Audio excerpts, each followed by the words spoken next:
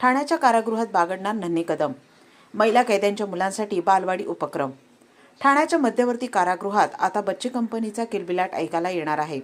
कारागृहात शिक्षा भोगत असलेल्या महिला कैद्यांच्या मुलांसाठी नन्हे कदम या बालवाडीचा शुभारंभ आज करण्यात आला. एखाद्या गुन्ह्यात शिक्षा झालेली आई कारागृहात असताना त्यांची मुले आता कारागृहातच शिक्षणाचे धडे गिरवणार आहेत. ठाण्याच्या मध्यवर्ती कारागृहात सध्या जवळपास 140 महिला विविध गुन्ह्यात शिक्षा भोगत आहेत.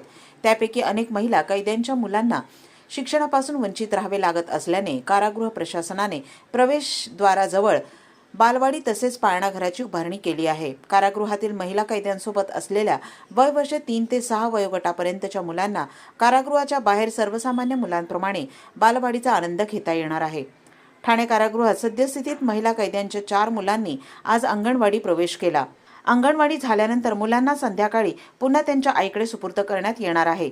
तसेच ज्या महिला अधिकारी कर्मचारी कारागृहात आपले कर्तव्य बजावत आहेत त्यांच्या मुलांना घरी सांभाळ करण्यासाठी कोणी नाही अशा 8 मुलांना नन्हे कदम पाळणाघरात ठेवण्यात येणार असल्याची माहिती कारागृहाच्या अधीक्षक राणी भोसले यांनी दिली.